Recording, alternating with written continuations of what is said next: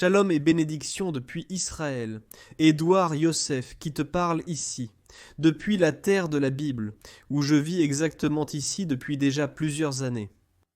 Il y a quelques mois, c'est-à-dire lorsque nous étions presque dans les premiers mois de la pandémie, là-bas, vers l'année 2019, le Seigneur a parlé à nos vies et nous a demandé d'être un pont de bénédiction à ces personnes qui aiment Israël, qui veulent se connecter avec Israël, mais qui ne savent pas encore comment le faire.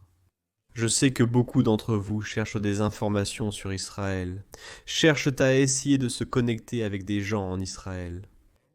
Et il est très difficile de pouvoir se connecter avec des croyants qui vivent dans la terre de la Bible.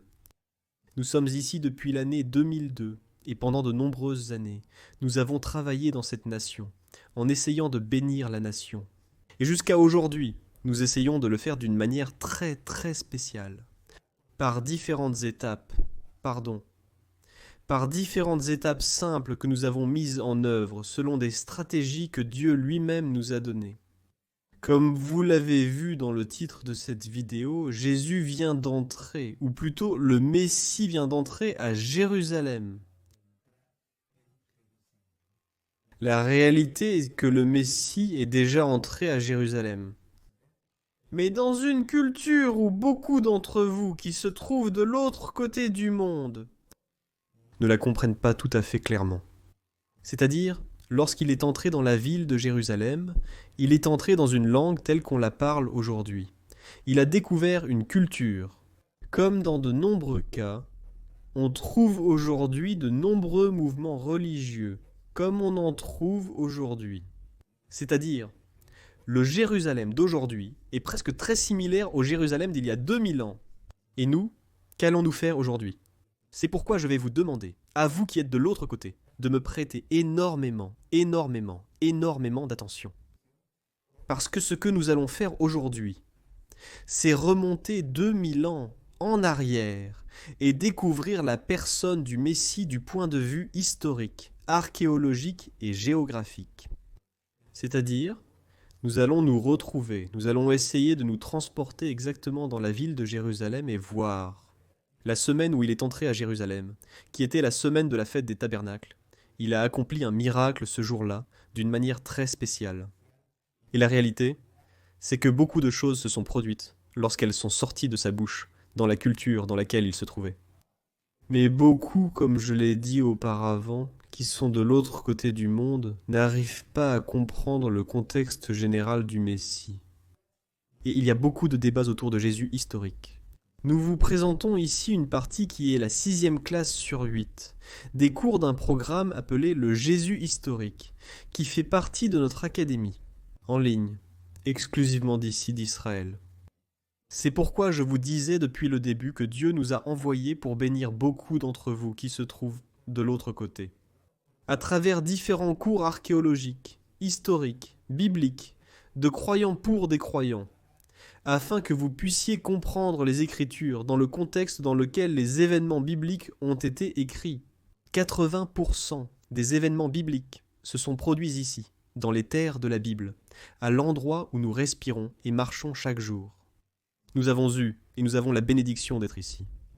Et d'ici, nous voulons être une extension de bras et de jambes pour vous qui êtes de l'autre côté de l'écran. Alors je vais vous demander de prêter une grande attention aux prochaines minutes, car nous allons vous montrer une vidéo. Allez, si vous avez le temps, prenez un stylo, un cahier, parce que vous allez prendre beaucoup de notes. Si vous avez la possibilité d'avoir une Bible à portée de main, prenez votre Bible, car vous pourrez aussi comparer avec vos Écritures. Beaucoup des choses que nous allons partager ici. Et si vous avez votre famille près de vous, demandez-leur de faire silence, car vous avez besoin de vous concentrer sur ce qui va voir dans ce matériel. Encore une fois, c'est un matériel super exclusif. Si vous n'avez pas le temps maintenant de rester et de regarder ce cours, je vous conseille de ne pas le regarder, de le regarder à un autre moment. Mais si vous avez le temps, alors essayez d'être 100% concentré sur cette vidéo.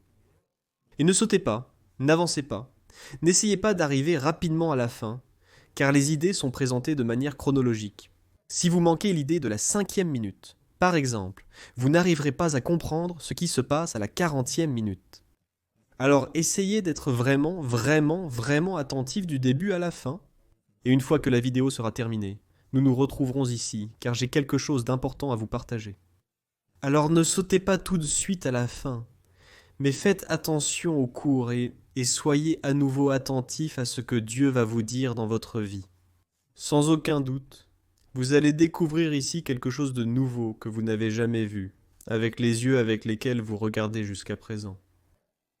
Après avoir suivi ce cours, vous allez pouvoir avoir un autre type d'observation des Écritures que ce que vous avez jusqu'à présent. Alors faites très attention, car vous allez être transporté dans les 40 prochaines minutes à une compréhension supérieure des Écritures, en comprenant les Écritures dans leur contexte, leur archéologie et leur culture, dans laquelle le Messie est entré à Jérusalem il y a 2000 ans. Alors, sans plus tarder, je vous invite à regarder ce cours et ne la manquer sous aucun prétexte. Alors allez-y, continuez et profitez de ce cours que nous avons préparé pour vous.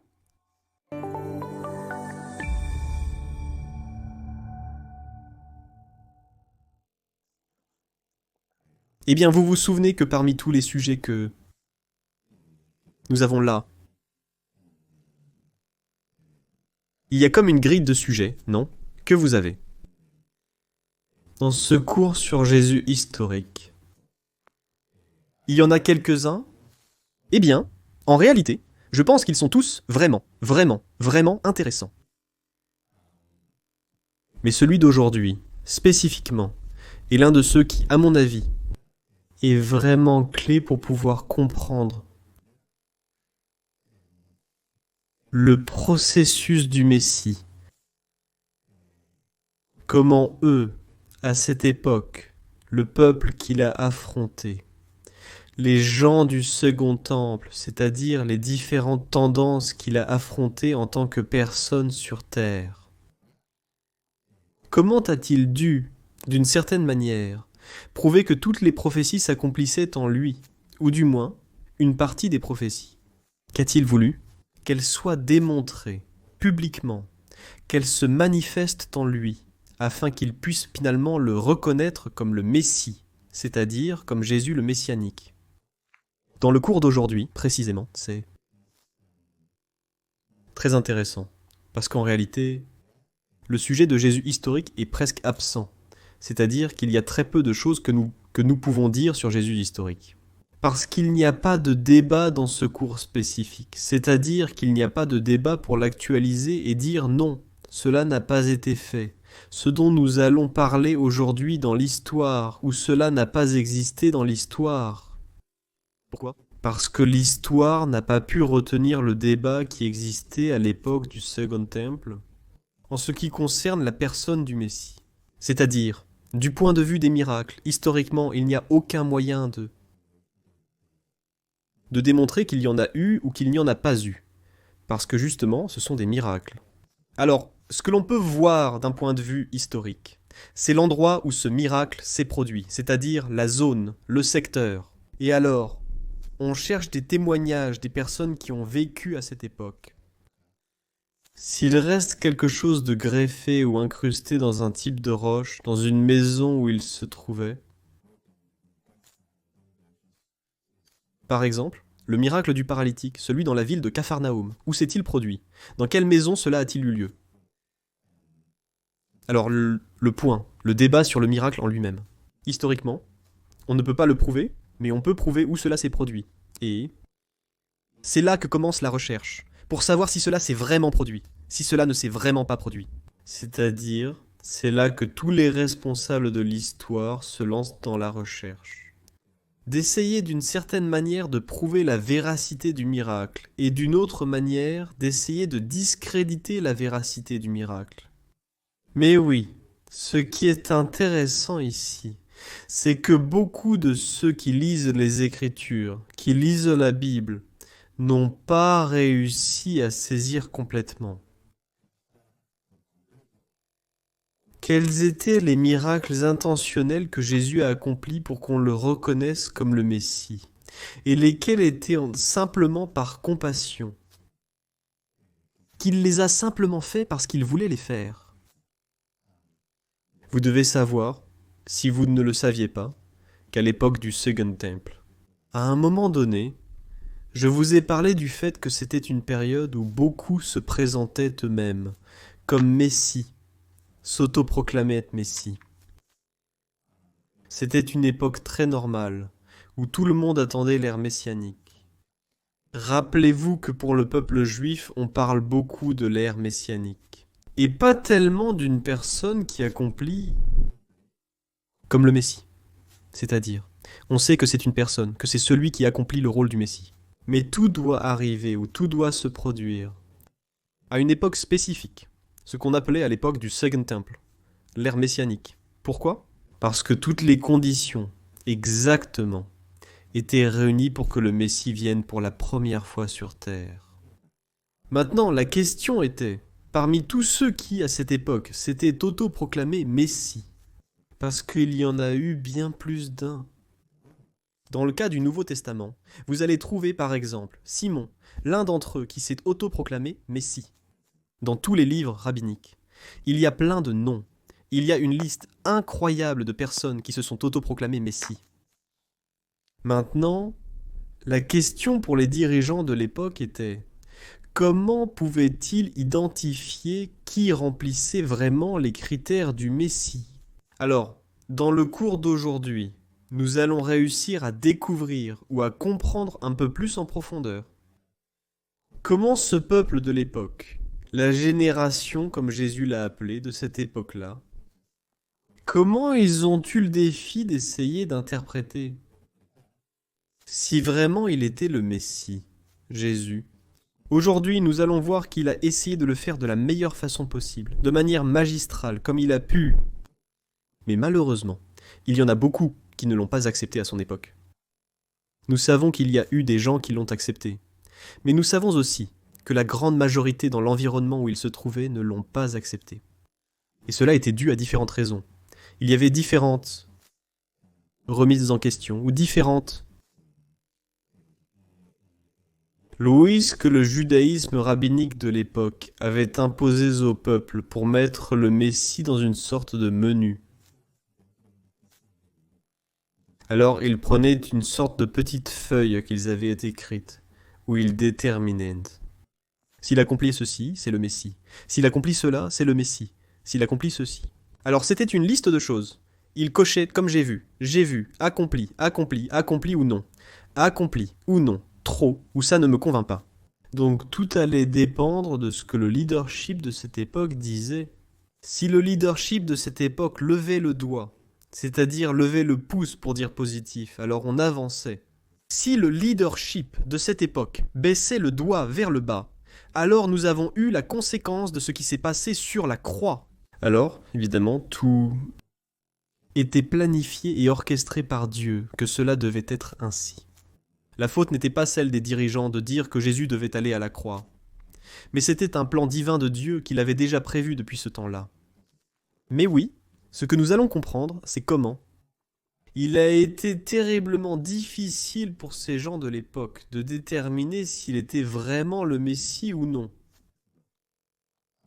C'est pour cela que, d'une certaine manière, nous allons comprendre.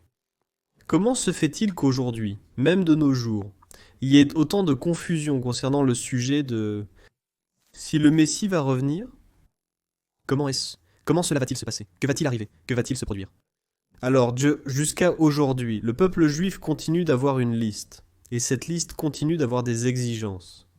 Et c'est comme une sorte de menu. Alors, cette sorte de menu, ils vont déterminer si vraiment celui qui doit revenir, que nous savons que le Messie doit revenir, est vraiment celui qui devait venir.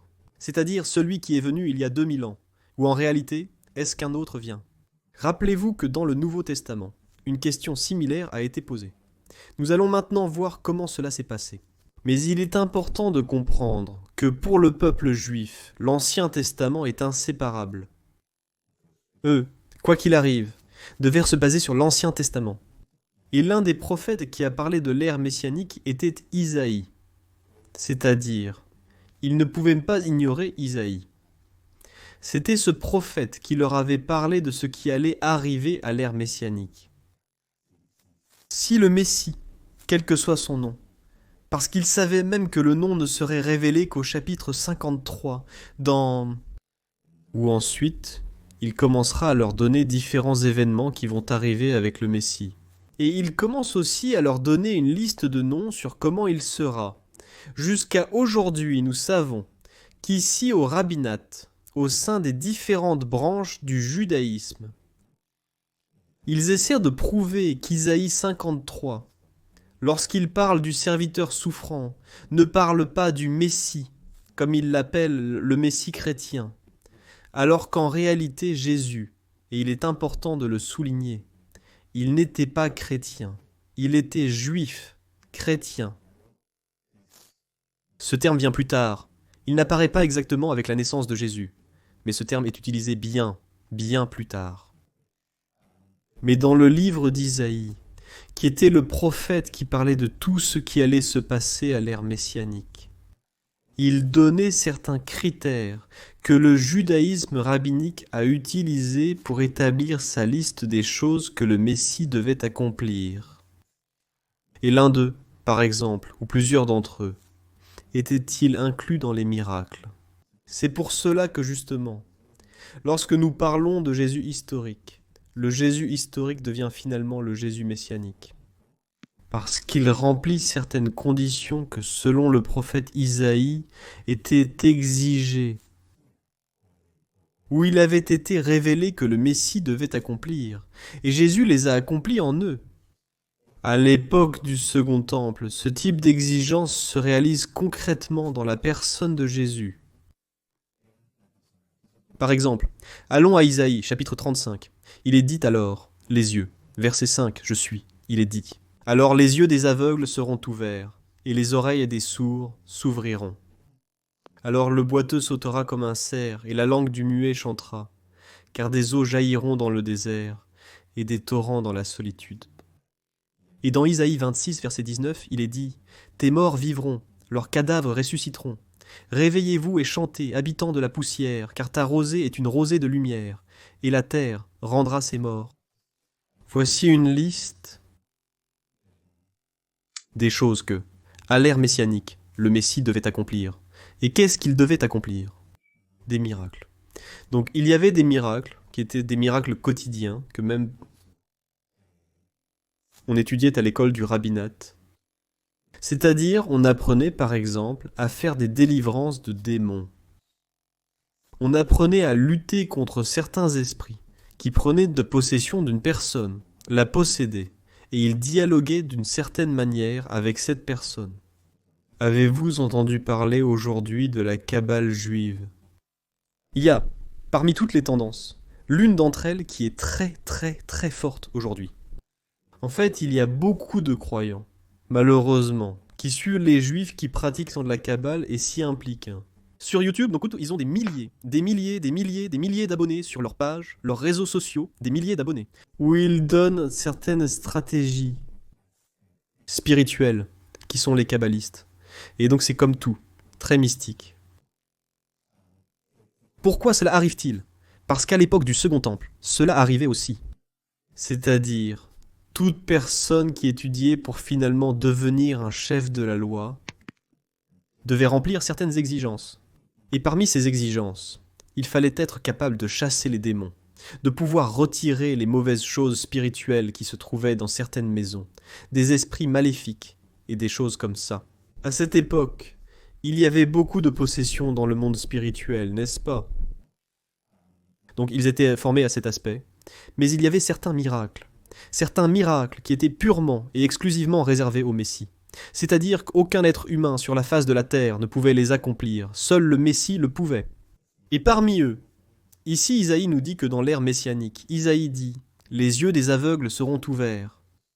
Cela, n'importe qui ne pouvait pas le faire, seul le Messie pouvait le faire.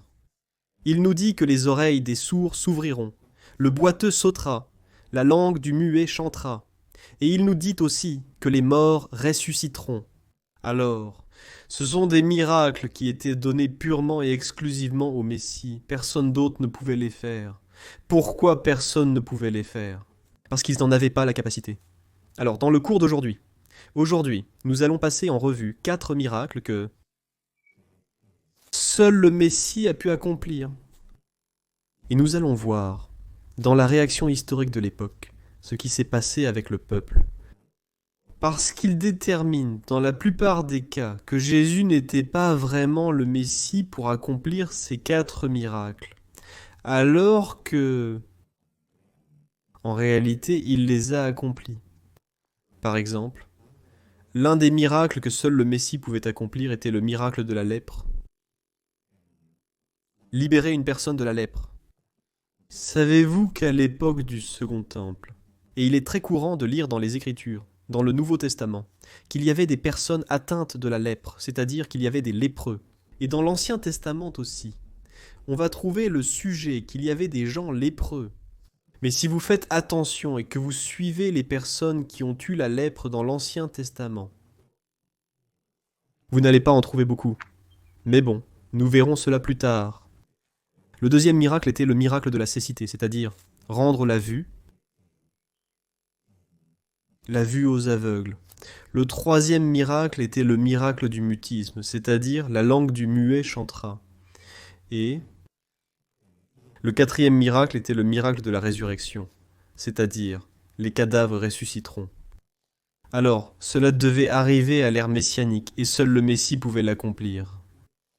Maintenant, si nous nous rendons à l'époque du Second Temple, Jésus est déjà sur scène, il est présent là-bas. Regardez ce que nous dit Luc, chapitre 7, verset 11. Et il arriva ensuite qu'il se rendit dans une ville appelée Naïn, et beaucoup de ses disciples allaient avec lui, et une grande foule était avec lui lorsqu'il arriva près de la porte de la ville. Voici qu'on portait en terre un mort, fils unique de sa mère, laquelle était veuve, et beaucoup de gens de la ville étaient avec elle. Et quand le Seigneur la vit, il fut ému de compassion pour elle et lui dit « Ne pleure pas ». S'approchant, il toucha le cercueil, et ceux qui le portaient s'arrêtèrent. Il dit « Jeune homme, je te le dis, lève-toi ». Nous connaissons cette histoire dans les Écritures. Nous savons que le miracle de la veuve de Naïm s'est produit. En fait, jusqu'à aujourd'hui, beaucoup de gens vont visiter cet endroit, ce petit village où ce miracle s'est produit, et ils y vont pour se souvenir de cette histoire. Mais remarquez quelque chose de spécifique, qui se passe au verset 18, au verset 16. Il est dit « Les gens ont eu peur ». Ils glorifiaient Dieu en disant « Un grand prophète s'est levé parmi nous ». Remarquez qu'il est dit « Un grand prophète s'est levé parmi nous ». Ils ne disent plus « C'est un rabbin, il s'est levé parmi nous ». Mais ils l'ont porté à un autre niveau, ils ont changé le terme. Et pourquoi ont-ils dit un grand prophète? Parce que ce n'était pas encore déterminé au niveau national qu'il était le Messie. Donc, personne ne pouvait l'appeler le Messie, même s'il remplissait l'une des conditions de l'époque des prophètes. Alors, pourquoi l'ont-ils assimilé à un prophète? Parce qu'ils ont dit qu'à l'époque des prophètes, il avait été annoncé que quelqu'un remplirait cette condition du Messie. Alors, ils l'ont assimilé à un prophète, parce qu'ils n'osaient pas encore dire qu'il était le Messie. Pourquoi? Parce qu'il y avait une sorte de loi nationale qui exigeait que cela soit fait publiquement. Une fois qu'il se serait déclaré publiquement comme le Messie, tout le monde le suivrait sans aucune crainte. C'est que les gens de cette époque, l'autorité rabbinique a imposé des lois qui ont suscité la crainte parmi le peuple. Alors, ce qu'ils ont fait, c'est contrôler d'une certaine manière les masses avec certaines lois qu'ils ont instaurées. Regardez ce qu'il est dit dans le 18. Les disciples de Jean lui rapportèrent toutes ces choses, et Jean appela 2 de ses disciples. Et il les envoya vers Jésus pour lui demander « Es-tu celui qui devait venir, ou devons-nous en attendre un autre ?» Lorsque donc ces hommes vinrent à lui, ils dirent « Jean le Baptiste nous a envoyés vers toi pour te demander « Es-tu celui qui devait venir, ou devons-nous en attendre un autre ?» Pourquoi Jean le Baptiste envoyait-il des disciples demander à Jésus s'il est celui qui devait venir ou s'ils doivent en attendre un autre? Parce que cela s'était accompli, l'un des miracles de l'ère messianique. Alors Jean le Baptiste voulait en être totalement sûr, même s'il n'avait pas encore vu ou entendu parler du reste des miracles que seul le Messie pouvait accomplir. Cela a fortement attiré son attention, car pendant des années ils attendaient. Ce miracle ne s'était pas produit sur le territoire d'Israël et encore moins parmi le peuple juif. Le miracle de la résurrection. Alors, Jean le Baptiste est très intrigué et dit « Oh, qu'est-ce qui s'est passé ici ?» L'un des miracles qu'Isaïe, le prophète, a dit que seul le Messie pouvait accomplir. Allez vite et demandez-lui si c'est bien lui. Alors, quand ils vont demander à Jésus si c'est lui, Jésus a, regardez ce qu'il répond. Au verset 22, il est dit « Et Jésus leur répondit, allez, faites savoir à Jean ce que vous avez vu et entendu, et faites attention à ce qu'il dit. Les aveugles voient, l'un des critères des miracles messianiques. » Ensuite, il dit « Les boiteux marchent. » Puis il dit « Les lépreux sont purifiés. » Il lui donne une liste de miracles que seul le Messie peut accomplir. Les sourds entendent, les morts sont ressuscités, et la bonne nouvelle est annoncée aux pauvres.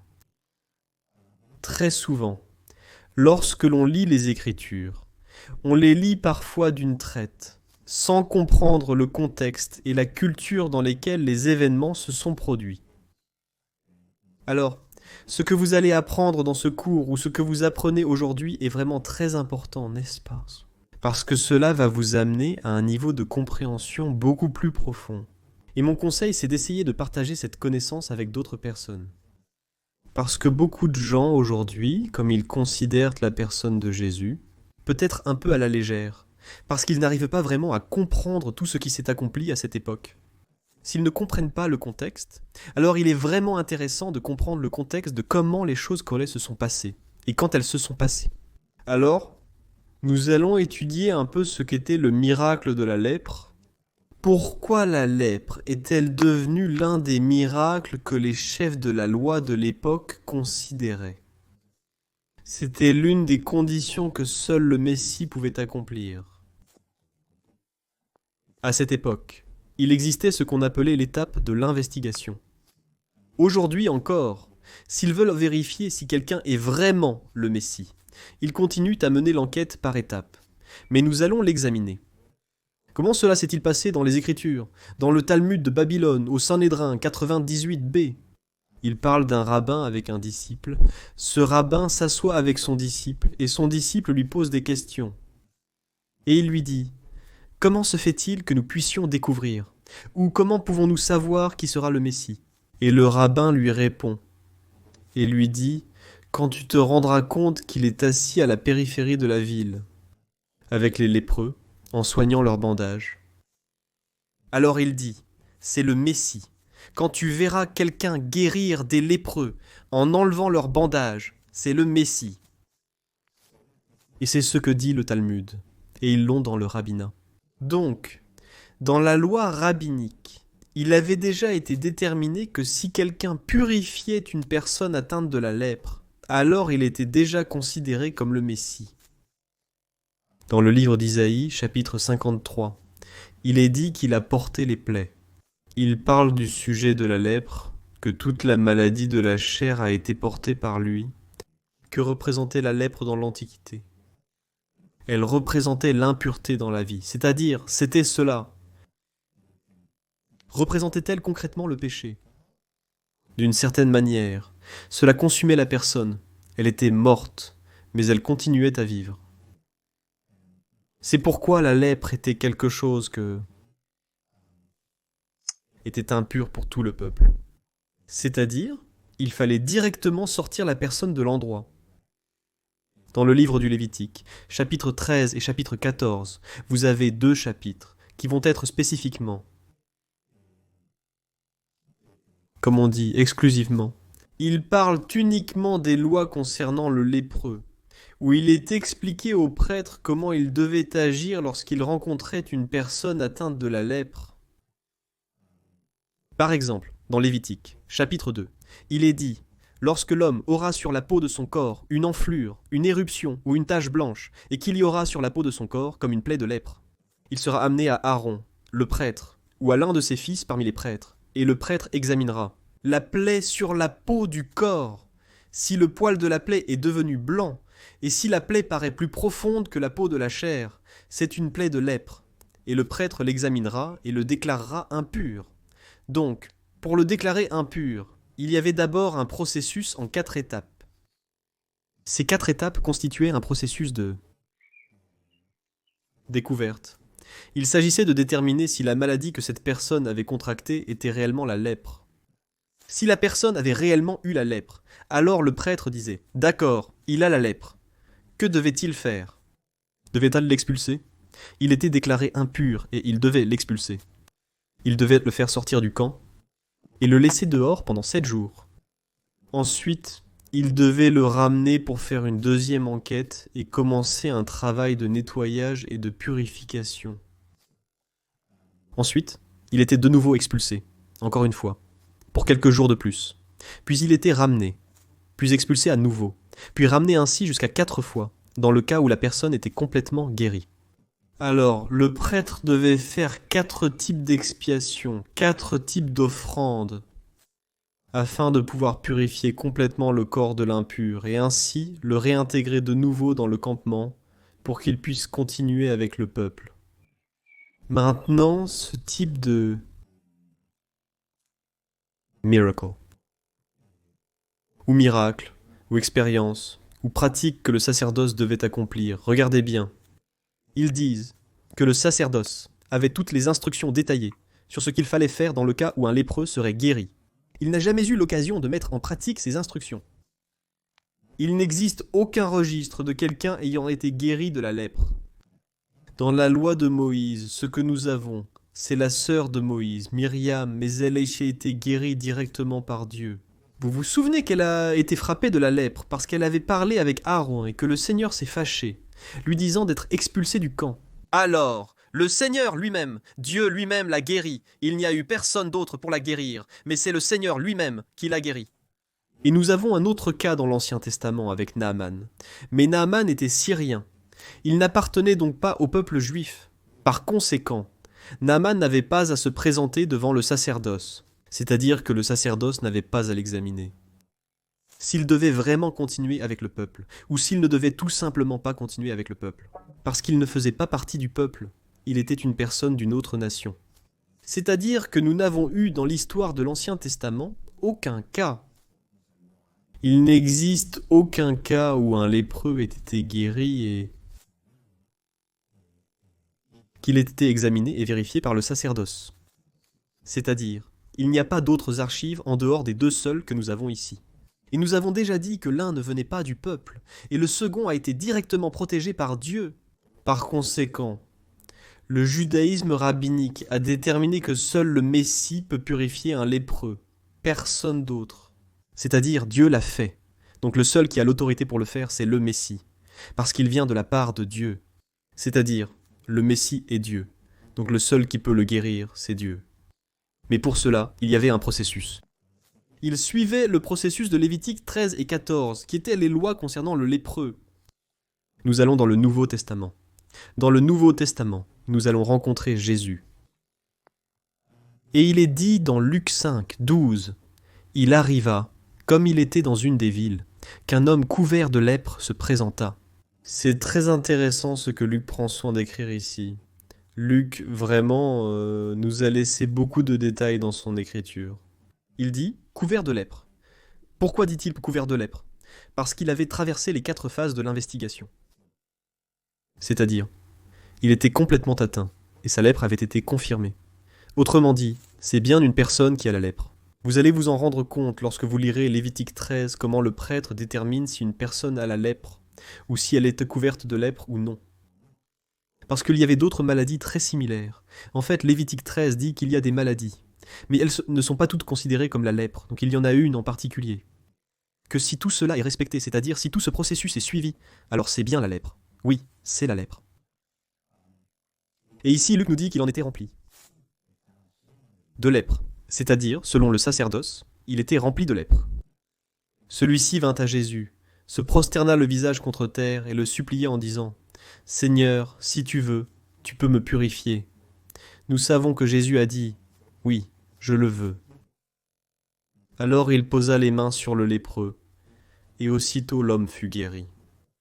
Au verset 14, il est dit « Et il lui ordonna de dire « Jésus lui ordonne de ne le dire à personne. »« Mais va, lui dit-il, Montre-toi au prêtre et offre pour ta purification, selon ce qu'a prescrit Moïse, afin que cela leur serve de témoignage. Maintenant, ici vous allez comprendre ce que Jésus dit et comment il envoie le lépreux à quelque chose qui était l'un des miracles messianiques qui devait s'accomplir selon la loi. Alors, ici, qui était-il? Premièrement, eux, ils parlent des docteurs de la loi, qui étaient des chefs du second temple, ce qu'on appelait le Sanhédrin. Quand Jésus dit « Présente-toi au prêtre, offre pour ta purification, comme Moïse l'a ordonné », en témoignage pour eux, il parle aux docteurs de la loi, à ceux qui tiennent la liste quels sont les miracles que le Messie devait accomplir. Donc c'est en témoignage pour eux qu'un autre miracle messianique vient d'avoir lieu. Remarquez qu'il lui dit, et c'est très spécifique, ne le dise à personne, va d'abord voir le prêtre. Pourquoi devait-il aller d'abord voir le prêtre? Comme Moïse l'a ordonné.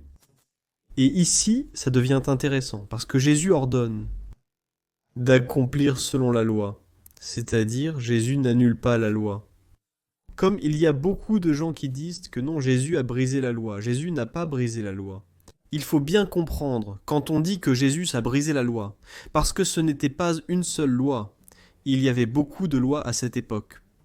Dans ce cas précis, Jésus est en train de dire que cela doit être accompli selon la loi de Moïse. C'est ainsi que cela devait être accompli. C'est ainsi que c'était écrit dans Lévitique 13. C'est ainsi que c'était écrit dans Lévitique 14. C'est ainsi que cela doit être fait.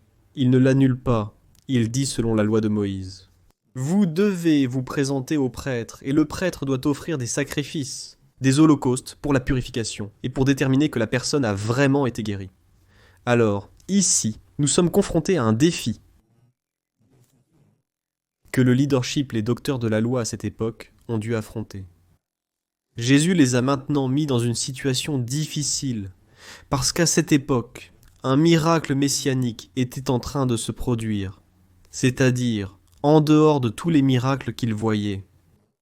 Il en apparaît un dont seuls les prophètes avaient parlé, qui ne s'était jamais produit, et que seul le Messie pouvait accomplir. Les chefs juifs, ainsi que le sacerdoce, selon la loi, devaient examiner le lépreux et prendre une décision concernant la personne de Jésus. Et puisque ce miracle ne pouvait être accompli que par le Messie, il devait alors commencer un processus d'enquête et de suivi. Dans le judaïsme rabbinique, commence ce que l'on appelle la première phase, selon le Talmud babylonien. Sanhédrin 98. C'était l'étape de l'investigation. Qu'était l'étape de l'investigation? Il devait simplement suivre la personne qui avait accompli ce miracle sans poser absolument aucune question, seulement la suivre et observer l'acte, voir comment elle se déplaçait. Alors, il commençait comme à le visualiser. Regardez comment ce processus commence. Livre de Luc, chapitre 5. Plus loin, nous voyons que le miracle s'est produit. Jésus lui dit de se montrer à eux, aux docteurs de la loi, et d'aller voir le prêtre. Alors, les chefs sont confrontés à ce problème. Alors ils se réunissent. Que s'est-il passé?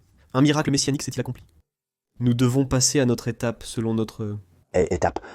Nos livres rabbiniques nous disent que nous devons enquêter sur ce qui s'est passé, car c'est l'une des preuves de l'un des miracles messianiques. S'il est vraiment le Messie ou s'il ne l'est pas. Et ce Jésus, que beaucoup appellent aujourd'hui l'historique, nous l'appelons aussi l'historique dans notre cours. Mais à cette époque, il se heurtait dans le moment réel, qui allait ensuite devenir de l'histoire. Mais dans le moment réel, il rencontrait la personne qui est ici, qui se trouve maintenant devant nous. Luc chapitre 5 verset 17. Et il arriva un jour que Jésus enseignait, et les pharisiens et les docteurs de la loi étaient assis, ceux qui étaient revenus. Ils ont prêté attention. Qui était assis là? Jésus enseignait. Il était là en train de donner un enseignement, comme il en avait l'habitude. Mais ici, Luc nous dit quelque chose en plus. Il nous dit « Faites attention à cela ». Il nous le dit. Et les pharisiens de la loi étaient assis là. Ils étaient venus de tous les villages de Galilée, de Judée et de Jérusalem. En définitive, ils étaient dans le processus qui, selon le judaïsme rabbinique, on appelait l'enquête. Ils sont entrés dans la synagogue, ils sont entrés là où Jésus se réunissait avec son peuple, et ils se sont simplement mis à observer et à écouter ce que Jésus allait faire. Ils devaient aller faire un rapport au Sanhédrin, à Jérusalem, mais remarquez qu'ils ont même envoyé des gens de Jérusalem. Pour le moment, ils envoyaient des chefs de la loi de toute la région, c'est-à-dire de toute la région, il dit. Et les pharisiens et les docteurs de la loi étaient assis, eux qui étaient venus de tous les villages de Galilée, de Judée et de Jérusalem, c'est-à-dire Jérusalem, pour que les chefs de Jérusalem se déplacent. C'était en effet quelque chose qui avait fait beaucoup de bruit, mais les chefs de Jérusalem sont montés jusqu'au nord, se sont assis là où Jésus enseignait, et étaient en train de mener l'enquête. À ce moment précis, il se passe justement quelque chose, et c'est quelque chose de grandiose, ce qui se passe à ce moment-là, lorsque Jésus est en train d'enseigner. Et il est dit au verset 18, « Et il arriva que des hommes apportaient sur un lit un homme qui était paralysé. » Un autre miracle allait se produire devant eux. Ils allaient être témoins de quelque chose d'incroyable. Ils cherchaient à l'amener à l'intérieur et à le placer devant lui, mais ne trouvant pas comment le faire. À cause de la foule, ils sont montés sur le toit de la maison, et par le toit, ils l'ont descendu avec son lit, le plaçant au milieu, devant Jésus. Voyant leur foi, il lui dit, « Homme, tes péchés te sont pardonnés. » Faites attention à cela, à ce que Jésus dit, car Jésus est ici intentionnel avec ceux qui étaient assis. Jésus savait qu'il était en train d'être examiné. Il savait qu'ils étaient venus pour l'examiner. Donc, comme il savait qu'ils étaient venus pour l'examiner, il devait être intentionnel. Alors, qu'a-t-il fait? Quand il voit qu'ils amènent le paralytique, il lui dit « Tes péchés te sont pardonnés. » Et cela provoque un tumulte, cela crée une confusion, cela crée une situation particulière à ce moment-là. Comment est-ce possible? Regardez, les scribes et les pharisiens ont commencé à discuter entre eux, c'est-à-dire à débattre entre eux. Ils sont confus et disent « Mais qui est cet homme qui parle ainsi? Des blasphèmes! Qui peut pardonner les péchés, sinon Dieu seul ?» Il dit « Tes péchés te sont pardonnés, alors que seul Dieu peut pardonner les péchés. » Qu'est-ce qu'il est en train de dire? Cet homme-là est-il en train de blasphémer? Mais il ne pouvait pas en dire trop. Pourquoi? Parce qu'ils étaient dans la phase d'enquête. Ils avaient l'interdiction de parler. Ils ne pouvaient pas débattre. Ils ne pouvaient pas remettre en question. Ils ne pouvaient pas interroger. Ils devaient seulement être des observateurs, rien de plus, selon le judaïsme rabbinique. Allez simplement observer. Vous ne pouvez pas vous battre. Vous ne pouvez pas débattre. Vous ne pouvez pas interroger. Vous ne pouvez absolument rien faire. Cela passerait à une étape ultérieure, ce qui serait une phase 2, ce qu'on appelle la... Oui, une phase 2. Mais dans la phase 1, il s'agit uniquement de l'enquête. C'est pour cela qu'ils sont simplement restés dans leurs pensées. Ils n'ont pas dit « Attends, tu blasphèmes ». Ils sont simplement restés silencieux. Ils se sont parlé entre eux. Les chercheurs ont dit « Ce n'est pas possible, ce qui se passe ici maintenant, ici », nous dit Lucas. Il dit « Mais Jésus savait déjà ce qu'il pensait. » Alors il leur pose la question et leur dit « Qu'est-ce qui est le plus facile à dire? Tes péchés te sont pardonnés, dit Jésus. Ou de dire « Lève-toi et marche. » Maintenant, ma question est, imaginez-vous que vous vous trouvez exactement au même endroit. Vous êtes les chercheurs, ceux qui sont venus de Jérusalem, et vous avez Jésus là devant vous, et vous êtes en train de mener l'enquête. Et Jésus s'adresse à vous en tant qu'enquêteur, et il vous dit « Voyons, dites-moi vous, les enquêteurs, qu'est-ce qui est le plus facile? Dire « Tes péchés te sont pardonnés » ou « Lève-toi et marche ». Ils ne répondent pas, mais le plus facile était de dire « Tes péchés te sont pardonnés ». Pourquoi? Parce que le fait de dire à un paralytique « Lève-toi et marche » exigeait une foi publique, exigeait un acte public, parce qu'il y avait des gens présents. Et s'il lui disait « Lève-toi et marche », et que cela n'arrivait pas, il se mettait en évidence. Donc, ce n'était pas facile. C'était une question difficile. Alors Jésus dit « Je choisis la solution facile. Tes péchés te sont pardonnés. » Personne ne le voit. Personne ne voit ce qui est en train de se passer. Mais pour que vous sachiez, comme ils l'ont dit, seul Dieu peut pardonner. Souvenez-vous de cela. Dans leurs pensées, ils ont dit que seul Dieu pardonne. Pour que vous sachiez, il est en train de dire Jésus. Eh bien, afin que vous sachiez que le Fils de l'homme a le pouvoir sur la terre de pardonner les péchés, il a dit au paralytique, je te le dis, lève-toi, prends ton lit et rentre chez toi. C'est-à-dire, Jésus n'a pas seulement fait ce qui était facile, mais il a aussi démontré ce qui était difficile, en accomplissant les pensées des chercheurs. C'est-à-dire, il a simplement commencé par ce qui était facile. Lève-toi, tes péchés te sont pardonnés. Et cela a créé une confusion. Seul Dieu peut faire cela. Alors il leur demande, « Ah, vous voyez, j'ai fait ce qui était facile. Mais comme vous avez dit que seul Dieu peut faire cela, je vais vous prouver que j'ai l'autorité pour pardonner. Lève-toi et marche. » Alors l'homme se lève et s'en va. Il se lève immédiatement devant eux et prend le lit sur lequel il était couché. Il rentra chez lui en glorifiant Dieu, et tous, saisis d'étonnement, glorifiaient Dieu, et, remplis de crainte, disaient « Aujourd'hui nous avons vu des merveilles. » Une seconde. Miracle messianique. Pour nous, le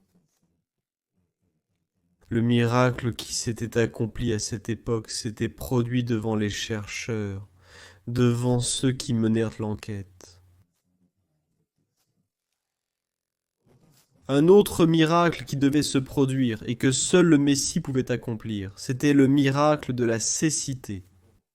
Maintenant, remarquez qu'ici, dans ce miracle, nous allons déjà entrer dans une phase un peu plus avancée. Jésus avait provoqué une sorte de révolte, de confusion, de débat, et il y avait encore des gens qui étaient confus.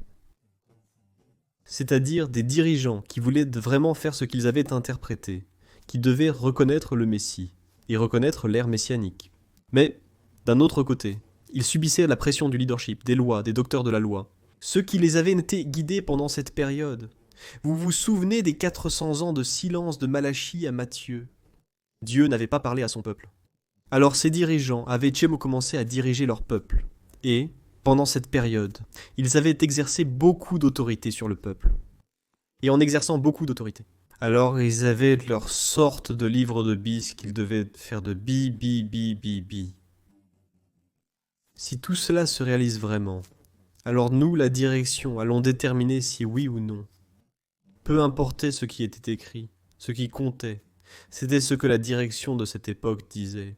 Ce que disait le judaïsme rabbinique, malheureusement jusqu'à aujourd'hui, c'est exactement la même chose. Les rabbins sont l'autorité absolue, même s'ils sont dans la confusion. Et qu'ils fassent des choses complètement en dehors de ce qu'est la loi de Moïse. Mais ils ne font que suivre, et disent que cela doit être conforme à ce que nos rabbins ont déterminé. Alors, ici commence une étape de l'interrogatoire. Ici, oui, ils peuvent déjà commencer à poser des questions. Ils peuvent déjà commencer à interroger et à confronter Jésus. Dans Isaïe 35, comme nous l'avons lu, il est dit « Alors, les yeux des aveugles seront ouverts. » L'un des miracles messianiques, les yeux des aveugles seront ouverts. Dans Jean 9, 1, nous avons ce miracle, qui est le miracle, pour l'appeler d'une certaine manière, parmi tous ceux que Jésus a accomplis, c'est le miracle qui demandait le plus de courage. Là, ce qu'il faisait était vraiment incroyable. En passant, Jésus vit un homme aveugle de naissance et ses disciples lui demandèrent « Rabbi, qui a péché ?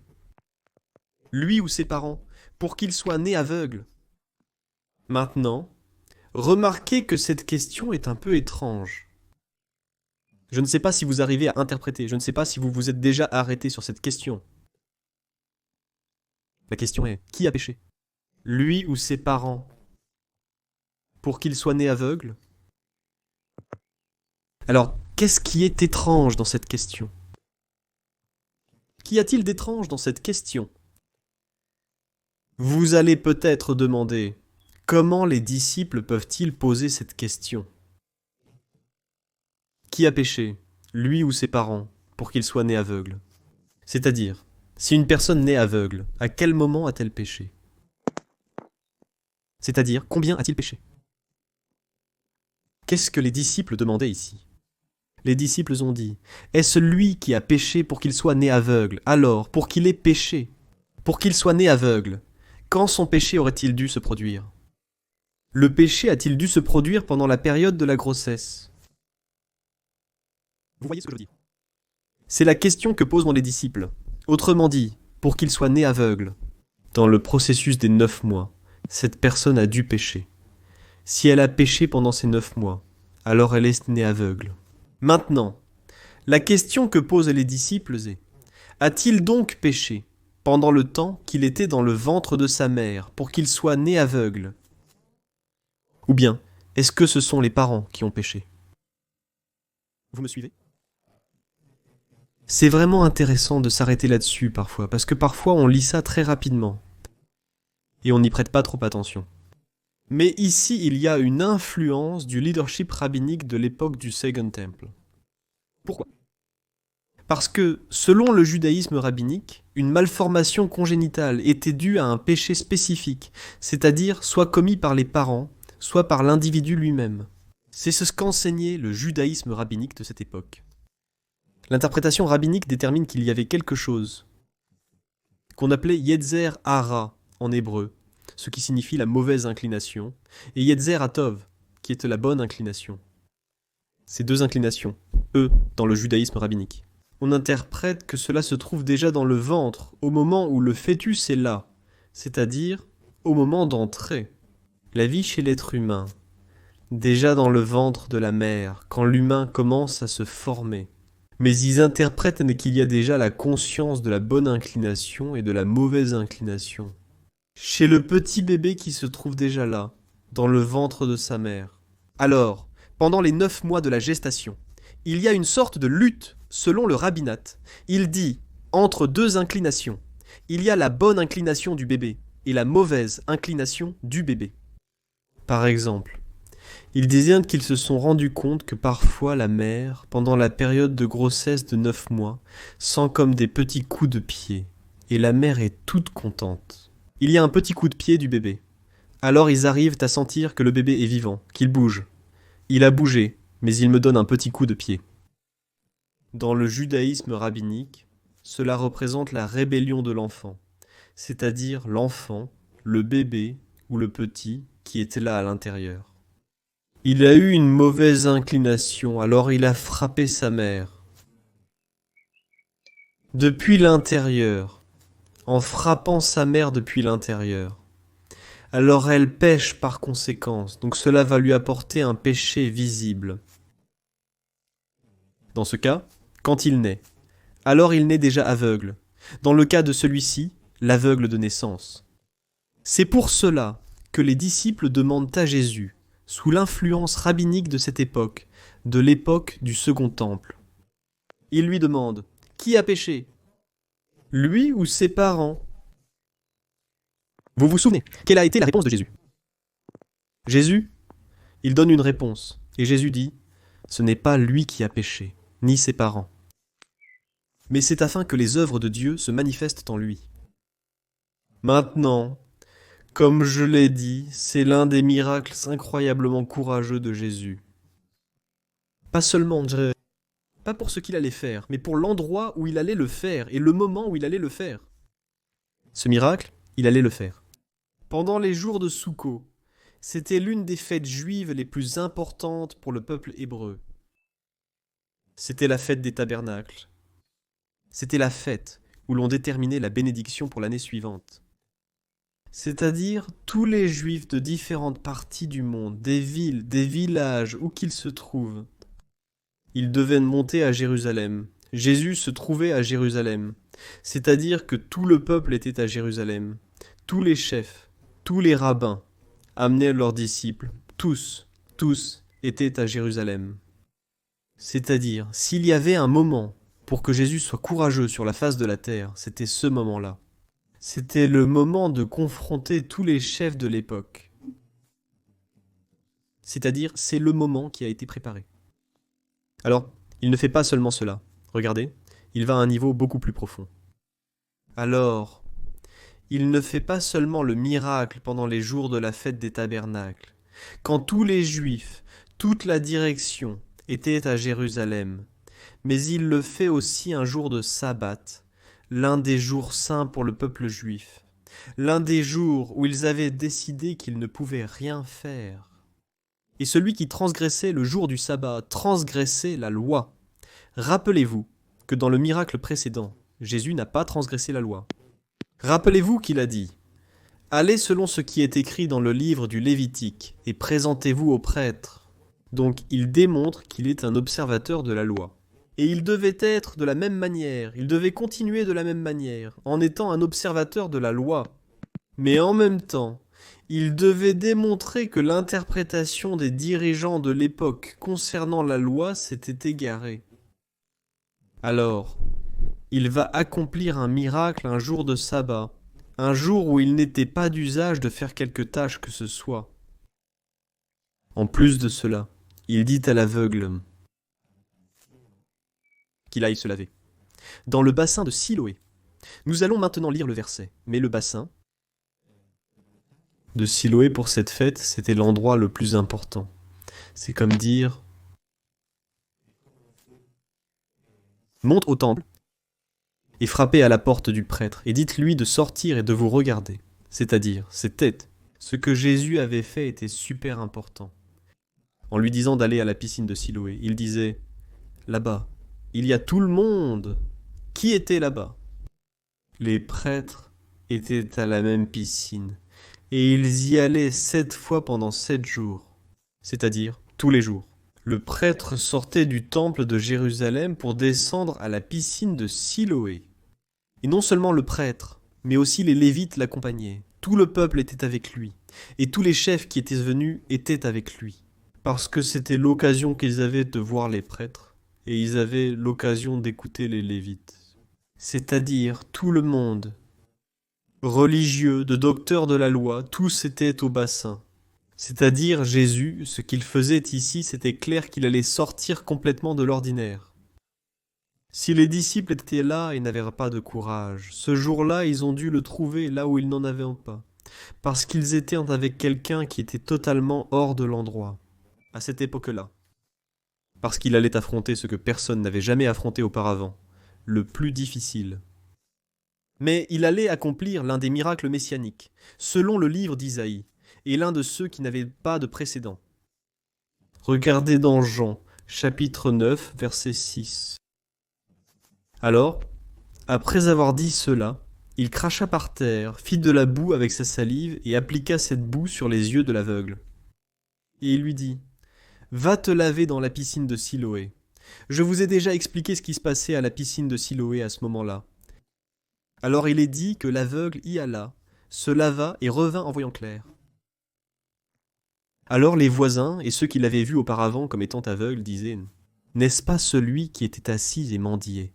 Certains disaient « C'est lui » et d'autres « Il lui ressemble ». Lui, il disait « C'est moi qui étais assis en train de mendier ». C'est-à-dire, une agitation a commencé parce que c'était un lieu public où on le connaissait. Évidemment, il y avait là des gens qui le connaissaient, et ils ont commencé à dire « Nous le connaissons ». Et ils ont commencé à parler entre eux. Qu'est-ce qui s'est passé? Et alors, au verset 10, il est dit, ils lui dirent, comment tes yeux ont-ils été ouverts? Interrogation. Jusqu'à ce moment-là, personne ne posait de questions. Ils avaient l'interdiction de demander. Ici commence la phase de l'interrogation et on lui demande, comment tes yeux ont-ils été ouverts? En répondant, il dit, et il a dit, cet homme qui s'appelait Jésus a fait de la boue. Il m'a enduit les yeux et il m'a dit, va à Siloé et lave-toi. J'y suis allé, je me suis lavé et j'ai recouvré la vue. Alors ils lui ont demandé, où est-il? Il a répondu, je ne sais pas. Ils ont amené devant les pharisiens celui qui avait été aveugle. Et c'était un jour de sabbat. Ici Lucas, ici, encore une fois. Dans le livre de Jean, on nous donne un indice que c'était un jour de sabbat. Quand Jésus avait fait de la boue et lui avait ouvert les yeux, c'est comme ouvrir une parenthèse. Rappelez-vous, n'oubliez pas, que c'était un jour de sabbat, un jour où il était interdit de faire des miracles. Mais il dit, il a fait de la boue. C'est-à-dire, non seulement il a fait le miracle, mais il a aussi travaillé. Vous comprenez? C'est-à-dire, ce qu'il dit ici, c'est qu'il a travaillé. Il a fait de la boue. La boue n'était pas faite. Il l'a faite. Et pour la faire, il a dû travailler. Et il leur dit que c'était un jour de repos. N'oubliez pas. Et il a fait de la boue. Et il lui a ouvert les yeux. Ils sont donc revenus lui demander. Les pharisiens aussi, de nouveau, l'ont interrogé. Les pharisiens aussi. Comme il avait recouvré la vue, il leur dit, « Il m'a mis de la boue sur les yeux. Je me suis lavé, et je vois. » Alors, certains des pharisiens disaient, « Cet homme ne vient pas de Dieu, car il n'observe pas le jour du repos. » Ils ont prêté attention. Isolodo n'observe pas le jour du repos. D'autres disaient, comment un homme pécheur, c'est-à-dire s'il n'a pas observé le jour du repos, peut-il faire cela? Est-ce que cela fait de lui un pécheur? Faire ces signes? Et alors il y avait une dissension parmi eux. Il est impossible que quelqu'un qui est pécheur fasse des signes, mais il vient juste de faire l'un des signes messianiques. Alors, comment cela peut-il être possible? Une confusion s'était installée parmi eux tous. C'était un sujet de débat, mais complètement.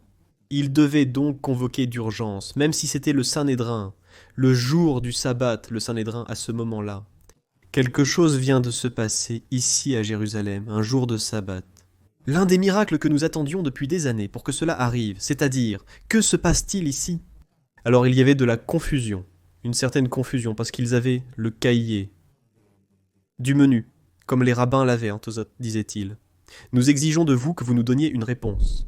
C'est pour cela qu'ils ont amené l'homme devant les dirigeants, l'aveugle, ils l'ont amené devant les dirigeants et ont dit, « Nous exigeons que vous nous donniez une réponse. Que se passe-t-il ici » Il dit, alors ils ont de nouveau demandé à l'aveugle, « Que dis-tu de celui qui t'a ouvert les yeux ?» C'est-à-dire qu'ils étaient tellement confus, tellement sans réponse, qu'ils demandent encore une fois à l'aveugle. Mais les Juifs ne croyaient pas qu'il avait été aveugle. Ils ne croyaient pas vraiment qu'il avait été aveugle et qu'il avait recouvré la vue. Jusqu'à ce qu'ils appellent les parents de celui qui avait recouvré la vue et leur demandent en disant « Est-ce votre fils ?» C'est-à-dire, celui dont vous dites qu'il est né aveugle, comment voit-il maintenant? Ses parents répondirent et lui dirent « Nous savons que c'est notre fils et qu'il est né aveugle, mais comment il voit maintenant? Nous ne le savons pas. Ou qui lui a ouvert les yeux? Nous ne le savons pas non plus. Il est assez âgé, interrogez-le vous-même, il parlera pour lui-même. » Ils dirent cela parce qu'ils avaient peur des Juifs. Car les Juifs étaient déjà convenus que si quelqu'un reconnaissait que Jésus était le Messie, il serait expulsé de la synagogue. C'est pourquoi ses parents dirent « Il est assez âgé, interrogez-le. » Jusqu'ici une parenthèse. Rappelez-vous qu'à ce moment-là, absolument personne ne pouvait reconnaître Jésus. Comme les signes. Rappelez-vous que lorsque cet homme se lève, la veuve de Naïm l'appelle prophète. Elle dit qu'un prophète s'est levé. Mais personne ne pouvait encore dire qu'il était le Messie. Pourquoi? Parce que le Sanhédrin ne l'avait pas encore déterminé publiquement. Alors il devait déterminer publiquement s'il était vraiment le Messie ou non. Alors, si quelqu'un qui n'était pas du leadership disait « Il est le Messie », alors, allait-il être expulsé de la synagogue? Il allait être expulsé de la communauté? Pour être expulsé de la communauté, il y avait aussi un processus. C'est pour cela que les parents de l'aveugle n'ont pas voulu, dit-on. Ils ont eu peur des Juifs. Pourquoi? Ils ont eu peur parce qu'ils ne voulaient pas être expulsés. Ils vivaient à Jérusalem. Ils ne voulaient pas être expulsés de la communauté, donc même s'il avait été aveugle, il était né aveugle. Demandez-lui, il est assez grand, il a l'âge pour le faire. Ne nous mêlez pas à ce problème, c'est ce qu'ont dit les parents, en définitive. Alors, au verset 24, il est dit qu'ils ont de nouveau appelé l'homme qui avait été aveugle et lui ont dit « Rends gloire à Dieu ». Nous savons que cet homme est un pécheur. Alors, comme ils lui ont dit, sois reconnaissant que nous soyons vraiment présents ici. Parce que si tu ne t'étais pas trompé, ils sont en train de lui dire que cet homme est un pécheur, ils l'affirment. En d'autres mots, au verset 25, il dit « Alors il répondit et dit, si c'est un pécheur, je ne le sais pas. Une chose, je sais que moi, j'étais aveugle et maintenant je vois. » Ils lui dirent de nouveau, qu'est-ce qu'il t'a fait? Comment t'a-t-il ouvert les yeux? Ils étaient de nouveau confus. Comment un pécheur peut-il ouvrir les yeux d'un aveugle? Comment cela peut-il être possible? L'aveugle leur dit, je vous l'ai déjà dit. Et vous ne voulez pas m'écouter, vous ne voulez pas m'entendre, parce que vous voulez encore m'entendre. Voulez-vous aussi devenir son disciple? C'est-à-dire, ici l'aveugle a pris du courage, il parlait contre l'autorité de l'époque. Alors il leur dit, vous ne voulez pas m'écouter? Vous me demandez encore et encore, pourquoi ne devenez-vous pas ses disciples? Voilà tout. C'est-à-dire, s'il vient de se produire l'un des miracles messianiques, il est en train de leur dire. Et ils l'ont insulté, dit-il, et lui ont dit, toi, tu es le disciple, nous sommes disciples de Moïse. Rappelez-vous que Jésus avait déjà dit, allez selon Lévitique 3 et 14, jusque-là, Jésus montrait aussi qu'il accomplissait selon la loi de Moïse. Tout. Alors ils disent, nous savons que Dieu a parlé à Moïse, mais en ce qui concerne celui-là, nous ne savons pas d'où il vient. L'homme leur répondit, eh bien, c'est étonnant. Écoutez bien ceci, c'est merveilleux, que vous ne sachiez pas d'où il vient. Et il m'a ouvert les yeux. Et nous savons que Dieu n'exauce pas les pécheurs. Mais si quelqu'un craint Dieu et fait sa volonté, c'est lui qui l'écoute. Depuis le commencement, on n'a jamais entendu dire que quelqu'un ait ouvert les yeux d'un homme né aveugle. C'est-à-dire, c'était un miracle messianique sans précédent. Jamais auparavant dans l'histoire de l'humanité quelque chose comme cela n'était arrivé. Jésus accomplissait l'un des miracles les plus importants de toute son époque, pendant qu'il marchait sur la face de la terre. Un miracle qui n'avait pas de précédent dans l'histoire. Alors, l'homme aveugle dit, si celui-ci ne venait pas de Dieu, rien ne pourrait être.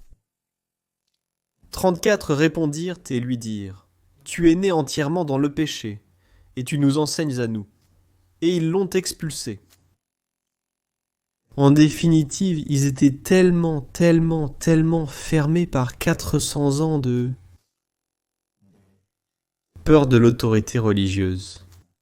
Les docteurs de la loi qui avaient été mis en place à cette époque-là, qui n'ont pas pu s'opposer à ce qui s'était passé à ce moment-là, il y a eu beaucoup de choses en même temps. Pour nous, cela n'arrive pas aujourd'hui. Autant de choses ensemble que celles que Jésus a faites à cette époque-là. Aujourd'hui, nous le voyons de ce point de vue et nous disons « C'est incroyable ce que Jésus a fait à ce moment-là. » Comment a-t-il accompli l'un des miracles messianiques? Et ces gens n'ont pas pu le comprendre. C'est qu'il y avait beaucoup de choses en même temps, pour eux. C'était pendant un jour de la fête des tabernacles, c'était un jour de sabbat. Jésus accomplissait plusieurs choses.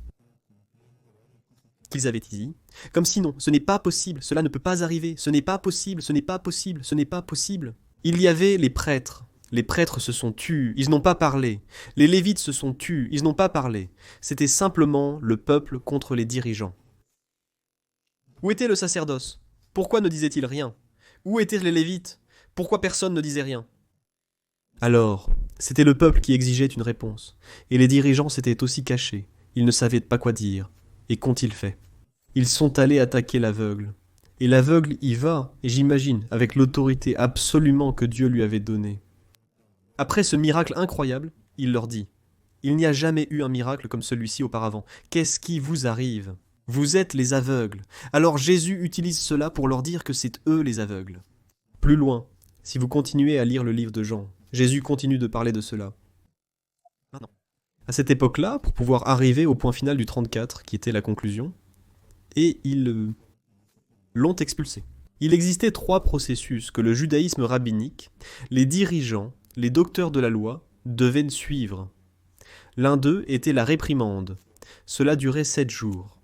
Vous trouverez l'exemple dans la première lettre à Timothée, chapitre 5, verset 1. Ici, c'est l'apôtre Paul. Rappelez-vous qu'il était rabbin à l'époque. Il savait de quoi il parlait, et il agissait ou il faisait selon ce qui se faisait. Dans la loi rabbinique de l'époque. Deuxièmement, c'était l'exclusion. Et troisièmement, c'est l'expulsion. C'est-à-dire que lorsqu'il l'excluait, concrètement, il l'excluait pour une période déterminée. Si cette personne ne se corrigeait pas après la réprimande, si elle se corrigeait après la réprimande, très bien. Sinon, on l'excluait. Et finalement, alors vient l'expulsion. Dans ce cas précis qu'on n'y a pas eu avec l'aveugle, le processus qui était normalement prévu. Ce qui démontre que la loi rabbinique était plus forte que ce qu'eux-mêmes avaient même déterminé. C'est-à-dire, ils avaient déterminé qu'il fallait respecter la loi de cette manière, mais même eux-mêmes sautèrent les étapes. Alors ils ont dit, ce n'est pas terminé, il a été expulsé. Ils ne lui ont même pas donné 7 jours de réprimande, ils ne lui ont pas donné 30 jours pour reprendre ses esprits afin de pouvoir comprendre à nouveau, et ils ne l'ont pas non plus simplement expulsé complètement. C'est le miracle de l'aveuglement que Jésus accomplit à son époque en tant que Jésus messianique, que jusqu'à aujourd'hui, évidemment, l'histoire ne peut pas contenir. Concrètement, elle ne peut pas débattre de ce qui s'est passé là-bas avec Jésus messianique, Jésus en tant que Dieu. Il accomplissait l'un des miracles incroyables, qui n'avait pas entièrement de précédent. Il nous reste 2 miracles de plus. Mais je vois que nous avons déjà terminé l'horaire du cours d'aujourd'hui. Je ne sais pas comment cela s'est produit, à vrai dire. C'est que, comme je vous l'ai dit, pour moi c'est l'un des sujets qui, quoi qu'il arrive, doit être abordé. Si nous ne le comprenons pas, et ne le saisissons pas, ça n'a aucun sens de passer rapidement sur ce sujet. Donc ce que vous allez, je pense, recevoir ici, c'est un cours de plus. Nous allons nous arrêter ici, d'accord ? Et nous allons continuer avec les 2 autres miracles, parce que les 2 autres miracles le sont aussi. Sur les 4 que nous devions voir aujourd'hui, nous n'avons pu en voir que 2.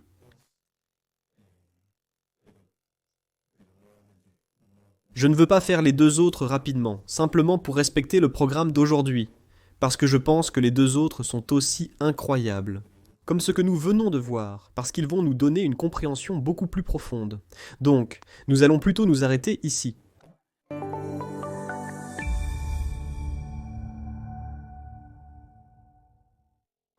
Très bien, qu'en avez-vous pensé ? Je pense que beaucoup de ceux qui sont de l'autre côté là-bas sont restés sans voix. Et s'ils pouvaient m'écrire des commentaires maintenant ? Eh bien, je vous invite à écrire des commentaires juste en dessous, parce que vos commentaires nous sont très utiles.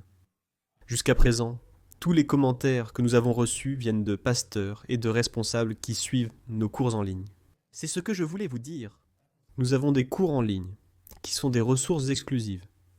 Des ressources exclusives que nous avons créées pour vous. Avant la pandémie, avant que le Seigneur ne nous parle d'être des ponts vers l'extérieur, de manière virtuelle, nous recevions ici des groupes de touristes venant de différentes parties du monde, de toutes sortes de langues.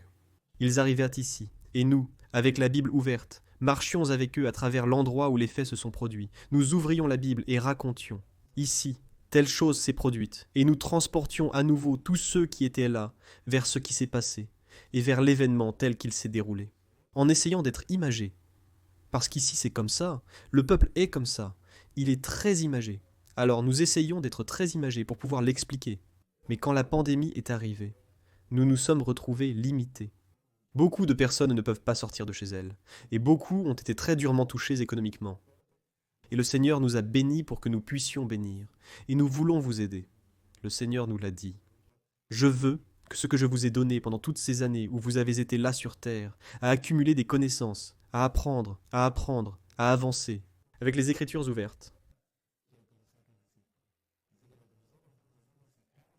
Alors, sans plus tarder, je vous encourage à visiter le site web. Allez-y, venez nous rendre visite. Entrez, apprenez. Il y a des ressources gratuites pour ceux qui ne peuvent pas être étudiants. Abonnez-vous à cette chaîne, car ici, de temps en temps, nous allons mettre en ligne du contenu. Si tu n'es pas encore abonné, abonne-toi, car cela va aussi t'apporter des avantages. Comme une sorte d'annonce, si je ne me trompe pas, à laquelle seuls ceux qui sont abonnés peuvent accéder. Sinon, ils oublient après. De quelle chaîne avez-vous vu cette vidéo ? Donc, il vaut mieux que vous vous abonniez. Et je crois qu'ils doivent appuyer sur la petite cloche, parce qu'à chaque fois qu'une nouvelle vidéo est mise en ligne, alors ça vous avertit que Voix d'Israël, par exemple, a mis en ligne une nouvelle vidéo. Et là, vous pouvez y aller rapidement et la regarder. Alors allez-y. Et en plus, je vous conseille aussi de partager cette vidéo avec d'autres personnes. Il y a beaucoup de personnes qui veulent aussi apprendre. Peut-être que vous dites non, je ne peux pas maintenant, parce que je n'ai pas le temps. C'est un autre sujet que vous pouvez apprendre quand vous le souhaitez. Ici, nous nous connectons 2 fois par mois. En général, via Zoom, ou vous, pour les élèves, vous connectez avec nous via Zoom. Nous enseignons, partageons, discutons sur la plateforme Zoom et nous nous arrangeons pour les horaires. Nous avons différentes plages horaires où vous pouvez choisir. D'accord, je peux à cette heure-là, je peux ce jour-là, je me connecte et c'est parti. Seulement 2 fois par mois. Et le reste du temps. Vous pouvez consulter les supports, les ressources qui sont déjà en ligne, à l'heure et au moment qui vous conviennent. Alors, que demander de plus, vraiment? Je pense que ceux qui disent « je ne peux pas », le Seigneur vient de leur montrer que oui, c'est possible. Ceux qui disent « non, je n'ai pas d'argent », je pense que s'ils font les comptes, ils dépensent dans autre chose. Et je pense qu'ici, ça vaut la peine de pouvoir faire un investissement. Où vous allez apprendre des ressources bibliques depuis la terre de la Bible. Et en plus, vous allez apprendre à avoir une relation beaucoup plus proche avec Dieu. Parce que vous pouvez comprendre. D'un point de vue comme nous venons de le voir dans le cours précédent, je pense que je n'ai rien d'autre à dire. Ce que nous venons de voir dans le cours précédent est incroyable, et nous avons même dû couper le cours parce qu'il y a tellement de choses à raconter. Et seuls ceux qui sont membres, qui sont élèves, pourront voir la suite.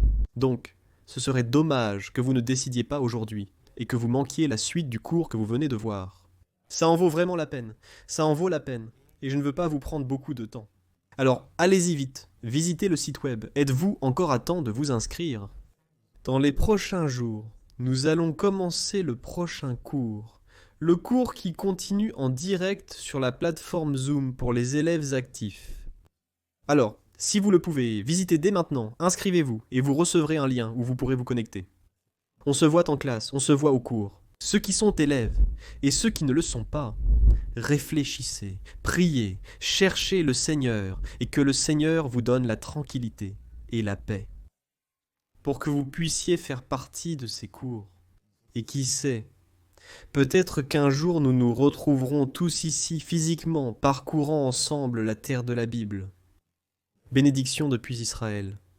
Prenez soin de vous là-bas, de l'autre côté et ici aussi. Nous prions toujours pour chacun d'entre vous. Nous vous aimons et nous nous retrouvons dans les cours ou dans une prochaine vidéo que nous aurons ici. Shalom. Shalom depuis Israël, une fois de plus. Shalom ou. Brakot. Au revoir.